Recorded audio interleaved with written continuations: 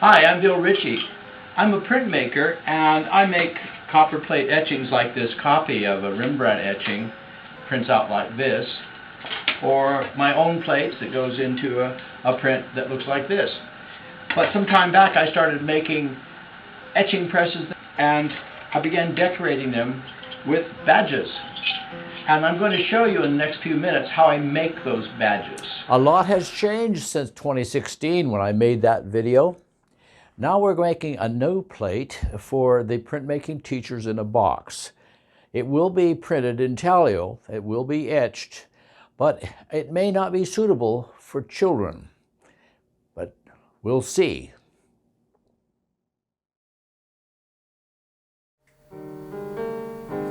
I like to use Adobe Illustrator to create the design, and I reflect it left for right so it reads wrong. For my silicone-coated paper, I could use this circuit board thermal paper. I more often use the shipping label stock from Avery. I tear off the shipping label and throw that away.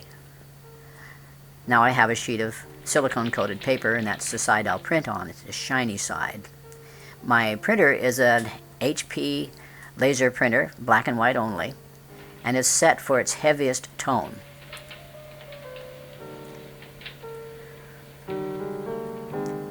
I'll trim that down for a kind of book, make a little kind of a book, and the plate will be inserted in this little booklet.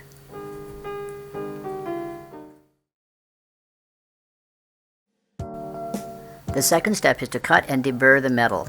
I choose brass, 25 thousandths thick, and I use a shear from Northern Tools. The brass came from KS Precision Metals. With a felt tip marker, I marked out the size 2.5 inches by 3.5 inches.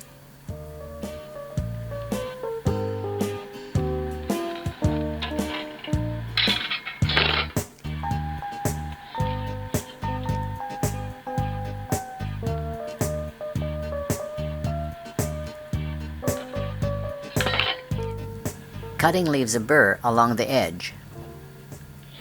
I don't like that burr because I'm going to be running the plate through a laminator in a later step, so I remove the burr with a flat, mill-cut bastard file. The third step is to tone and degrease the metal. Use very fine, 000 steel wool. The tone will help the laser toner stick later on. Use soy sauce to degrease the metal.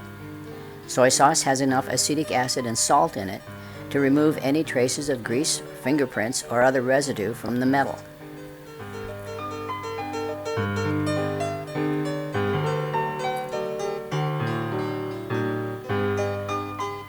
Finally, rinse the metal of all soy sauce. Otherwise, the soy sauce will prevent the laser toner from sticking to the metal. Speed up the drying with a hair dryer or a heat gun.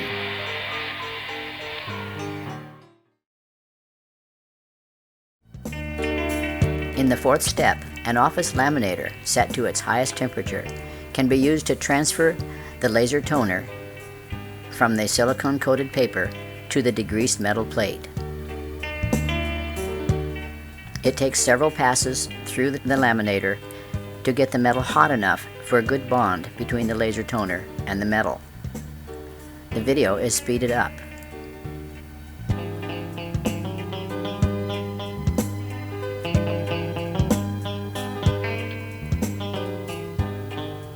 When it's cool, the silicone-coated paper can be peeled back and discarded.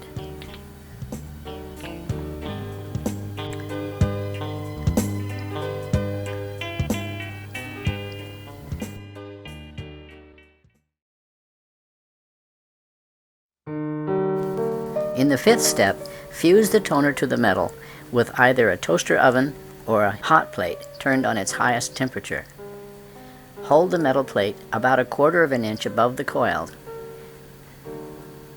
Move it constantly, and don't allow the plate to touch the coil or it will heat too much in one spot.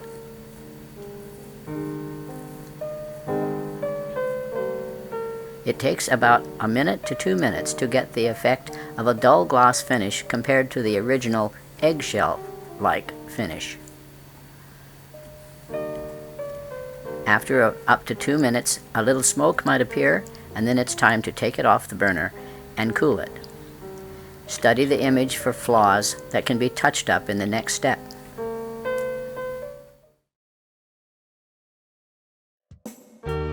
Fused laser toner is an acid resist. Asphaltum and rosin are also acid resists. In the 6th step, I use liquid universal etching ground as a stop out. You can also use alcohol rosin-based stop out. To conserve my acid mordant, which is ferric chloride, I stop out areas I don't want to waste etching. In an earlier stage, I detected a flaw. It can be traced back to a spot of laser toner which didn't fuse to the metal, and that spot has to be stopped out too, with a fine-tip brush. Having used asphaltum for a stop out, I clean my brush with naphtha. If I had used a rosin-based stop out, I'd use alcohol. The 8th step is to add aquatint for texture. Pour off all the ferric chloride and rinse the plate several times with water. Blot the plate dry, speed the drying with a hairdryer or a heat gun, and with a photographer's loupe, check the depth of the etch. Remove the plastic backing and shake up the aquatint box, which contains rosin dust. Hold the plate in the box for about 5 seconds. This will give about 50% coverage. The rosin has to be fused to the plate. To melt the rosin dust, use a hot plate and hold the plate about 1/4 of an inch over the coils for 45 seconds to a minute until the rosin is fused.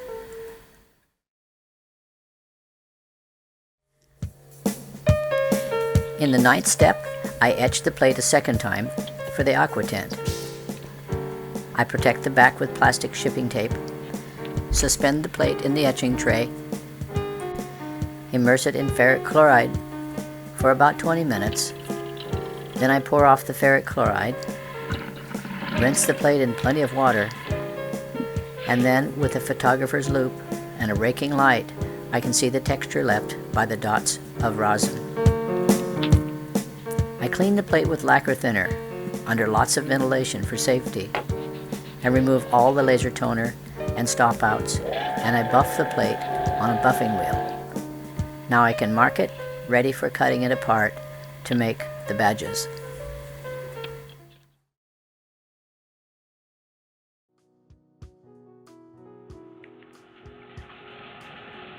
After polishing with this soft fabric, I'm ready to mount the 3 medallions into the insets.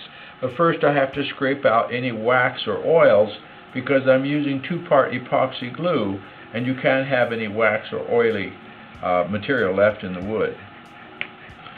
2-part epoxy glue, equal parts of the catalyst and the glue itself.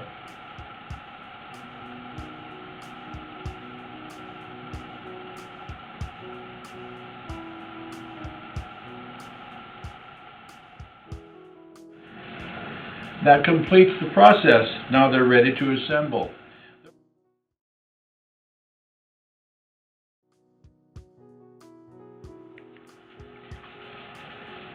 After polishing with this soft fabric, I'm ready to mount the 3 medallions into the insets.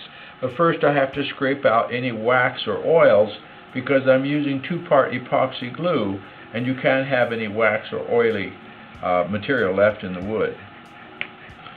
2-part epoxy glue, equal parts of the catalyst and the glue itself.